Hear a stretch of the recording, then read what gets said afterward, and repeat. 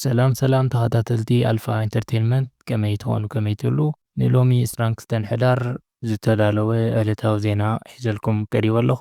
ብቐዳምነት ብነጥብታቱ ክጅምር።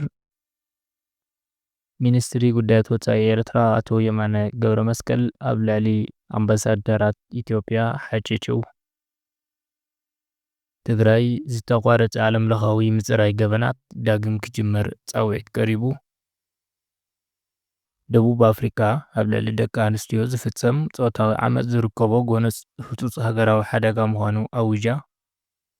ኣብ ሕቡራት ኢማራት ዓረብ ኣብ ዝተኻየደ ምርኢት ኣየር ሓንቲ ነፋሪት ኩናት ህንዲ ከም ዝተሓምሸሸት ተገሊጹ። እዝን ካልእን ትሕዝቶ ሒዝና ቀሪብና ኣለና። ሰናይ ምክትታል። ሚኒስትር ጉዳያት ወፃኢ ኤርትራ ኣብ ልዕሊ ኣምባሳደራት ኢትዮጵያ ሓጭጩ። እቲ ሚኒስተር ኣብ ናይ ኤክስ ገጻቱ ብቋንቋ እንግሊዝ ዘውፅኦ መግለፂ ናብ ትግርኛ እንትትርጎም ዘፀያቂው መሬት ህንፀያት ፖቶምኪን ፓርቲ ንብልፅግና ምዃኑ እዩ እንዳቐፀለ እዩ። እዞም ኣምባሳደራት ቅንጣብ እንትኹን ብልሒ የብሎምን እንተለዎምን ክንዲ ቅንጣሮ እዩ።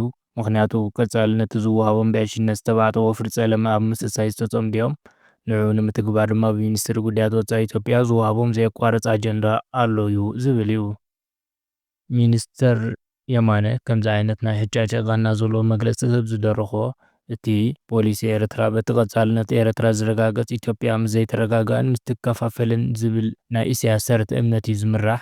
እዚ ሰረተ እምነት ድማ ረብሓታትካ ኣብ ድኻም ካልኦት ሃገራት ከም ዝምርኮስ ኣብ ምግባር ዘተኮረ ብምዃኑ ኣብቲ ዞባ ሰላም ዘምፅእ ኣይኮነን ዝብል መግለፂታት ብኤምባሲታት ኢትዮጵያ ክወሃብን በቶም ኣምባሳደራት ክጋዋሕን ድሕሪ ምርኣዩን እዩ።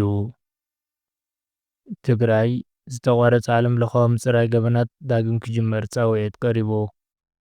መበል 5 ዓመት ምውላዕ ኩናት ትግራይ ኣመልኪቱ ዝወፀ ዓለምለኻዊ ፀብፃብ ዋላ እኳ ፕሪቶርያ ቦትኡ እንተሎ ፅሕፈት ሰብኣዊ መሰላት ብዘይምቁራፅ ይቅፅል ከም ዘሎ ኣፍሊጡ። እቲ ትካል ሰብኣዊ መሰላት ዓለም ለኸ ማሕበረሰብ ሞያ ሕጊ IBAHRI ምስ ዘይመንግስታዊ ትካላት ብምትሕብባር ኣብ ዘውፅኦ መግለፂ ጃምላዊ ዓመት ፆታዊ ጥቅዓትን ፆታዊ ስቅያት ፆታዊ ባርነትን ኮነ ኢልካ ዝግበር ጥሜትን ዝርከብዎም ገበናት ሕጂ እውን ደው ዘይምባሎም ሻቁሎት ከም ዝፈጠረሉ ገሊፁ። እቶም ትካላት ሰብኣዊ መሰላት ማሕበረሰብ ዓለም ዘይሻራዊ ብዝኾነ መንገዲ ነቲ ኩነታት ክምርምር ሰብኣዊ ተበፃሕነት ከረጋግፅን ኣብ ልዕሊ ገበናት ኣንጻር ሰብኣውነትን ገበናት ኪናትን ተሓታትነት ከረጋግፅን ተላብዮም። እቲ ኣብ መወዳእታ ናይ ዓመት 2020 ዝጀመረን ንኣስታት 2 ዓመት መመላእታ ዝቐፀለን ከቢድ ደማዊ ውግእ ኣብ መበል 21 ክፍለ ዘመን ካብ ዝተኸሰቱ ደማዊ ኩናታት ሓደ ኮይኑ ክሳብ 600,000 ህዝቢ ከም ዘህለቀ ገለ ፀብፃባት እውን ይሕብሩ። ደቡብ ኣፍሪካ ኣብ ልዕሊ ደቂ ኣንስትዮ ዝፍፀም ፆታዊ ዓመፅ ዝርከቦ ጎነፅ ህፁፅ ሃገራዊ ሓደጋ ምዃኑ ኣውጃ። ሎሚ ዓርቢ ብኣካል ብዝተኻየደ ሰላማዊ ሰልፍታት ዝተዛዘመ ኣብ ዝቐረባ መዓልትታት ኣብ መላእ እታ ሃገር ብሰፊሑ ድሕሪ ዝተኻየደ ተቃውሞታት እዩ መንግስቲ ነዚ ውሳነ የሕሊፉ ዘሎ። ደቂ ኣንስትዮ እታ ሃገር ድማ ኣብ ቀንዲ ዓበይቲ ከተማታት እታ ሃገር ኣባይታ በጥ ብምባል ነቲ ኣብ ልዕሊአን ዝፍፀም ዘሎ ጎነፅ ብምኹናን መንግስቲ ስጉምቲ ክወስድ ፀውየን። ደቡብ ኣፍሪካ ካብተን ኣብ ዓለም ዝለዓለ ጎነፅ ኣንጻር ደቂ ኣንስትዮ ዝፍፀመለን ሃገራት ምዃና ትፍለጥ። ኣብ ሕቡራት ኢማራት ዓረብ ኣብ ዝተኻየደ ምርኢት ኣየር ሓንቲ ነፋሪት ኩናት ህንዲ ከም ዝተሓምሸሸት ተገሊጹ። ኣብራሪ ናይታ ነፋሪት ኣብቲ ኣብ ዱባይ ዘጋጠመ ሓደጋ ከም ዝሞተ ሓይሊ ኣየር ህንዲ እውን ኣፍሊጡ ኣሎ። እቲ ዓመታዊ ዝካየድ ምርኢት በረራን መሸጣን ነፈርቲ ኣብዚ ዓመት እዚ ኣስታት 150,000 ህዝቢ ከም ዝተዓዘቦን ኣስታት 1500 ትካላት ከም ዝተሳተፉዎን ፀብፃባት ሓቢሮም። ኣብ ናይጀርያ ዕጡቃት ሸፋቱ ብዝፈፀምዎ ሓድሽ መጥቃዕቲ ብዙሓት ቆልዑ ተምሃሮ ተጨውዮም። ኣብቲ ኣብ ማእከላይ ዞባ ኒጀር ኣብ ሓደ ካቶሊካዊ ቤት ትምህርቲ ዝተፈፀመ መጥቃዕቲ ኣስታት 100 ተምሃሮ ምስ መምሃራኖም ተወሲዶም ክኾኑ ከም ዝኽእሉ ነበርቲ ሓቢሮም። ኣብ ፈለማ ናይ ሰሙን ኣብ ዝተፈፀመ ተመሳሳሊ መጥቃዕቲ እውን ልዕሊ 20 ኣዋልድ ተምሃሮ ተጨውየን ነይረን እየን።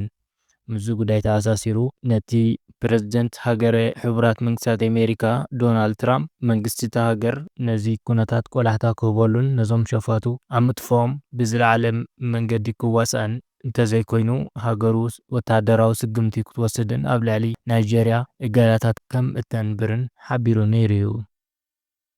ናይጄርያ ሓንቲ ካብተን ብርክት ዝበሉ ተምሃሮ ዝጭወይላን ብዙሓት ተኸተልቲ እምነት ክርስትና ዝኾኑ ኣመንቲ ዝጭወይላን ሃገር ካብ ትኸውን ዛጊት ነዊሕ ግዜ እኳ ኣውፂራ እንተሃለወት መንግስቲ እታ ሃገር ግን ነዚ ነገር እዚ ንምውጋድ ዛጊት ዝወሰዶ ስጉምትታት የለን። ዩክሬን ነቲ ብኣሜሪካ ዝቐረበ እማመ ሰላም ክትቅበል ሩስያ ተማፂና። እቲ ገና ብወግዒ ዘይተገለጸ እማመ ዩክሬን ገለ ኣብ ትሕቲ ቁፅፅራ ዘሎ ከባቢታት ምብራቓዊ ዞባ ዶንባስ ንሩስያ ክትህብ ዝብል ከም ዝርከቦ ልሒቑ ዝወፀ ሓበሬታ ይጠቅስ። እቲ 28 ነጥብታት ዝሓዘ እማመ ከም ዘይበጣሕ ዝገለጸት ሞስኮ ኬቭ ክትቅበሎ ኣለዋ ትብል ኣላ። ብዛዕባ እቲ ጉዳይ ምስ ላዕለዋይ ወተሃደራዊ ጉጅለ ልኡኽ ኣሜሪካ ዝተዘራረበ ፕረዚደንት ዩክሬን ቭላድሚር ዜለንስኪ ግን ልኡላውነት ሃገሩ ኣሕሊፉ ከም ዘይህብ ብምንጻር ምስ ዋሽንግተን ክላዘብ ምዃኑ ኣፍሊጡሎ። ኣብ ሃገር ባንግላዴሽ ብዘጋጠመ ምንቅጥቃጥ ምድሪ ሓደ ህፃን ዝርከቦም ብውሕዱ 5 ሰባት ሞይቶም። ኣብቲ 5.5 ዓቐን ዘለዎ ምንቅጥቃጥ ምድሪ ካልኦት ልዕሊ 450 ከም ዝቆሰሉ እውን ሰብ መዚ እታ ሃገር ሓቢሮም። ሕምብርቲ ናይቲ ምንቅጥቃጥ ምድሪ ካብ ርእሰ ከተማ እታ ሃገር ዝኾነት ከተማ ዳካ 30 ኪሎ ሜተር ርሒቑ ኣብ ዝርከብ ቦታ እዩ ተመዝጊቡ ዘሎ። ኣብ መወዳእታ ወይዘሪት ሜክሲኮ ፋቲማ ቦሽ ናይዚ ዓመት ወይዘሪት ዓለም ተባሂላ ብምሕራያ ዘውዲ ሚስ ዩኒቨርሲቲ ዓዊታ። ጓል 25 ዓመት ፋቲማ ምስ ወይዘራዝር ታይላንድ፣ ቬኔዙዌላ፣ ፊሊፒንስ ከምኡውን እንኳ ኣፍሪካዊት ወይዘሪት ኣይቨሪ ኮስት ተወዳዲራያ ኣብቲ ኣብ ባንኮክ ታይላንድ ዝተኻየደ ጽምብል ወይዘሪት ዓለም ኮይና ተመሪፃ ዘላ። እምበኣርከስ ክቡራት ተኸታተልትና ንሎሚ 22 ሕዳር ዝተዳለወ ዜና ነዚ ዝተኸታተልኩሞ ነይሩ። እንዳመስገና ሼር፣ ላይክ፣ ሳብስክራይብ ብምግባር ክድግፉና እንዳተላበና ሰላም ቅነ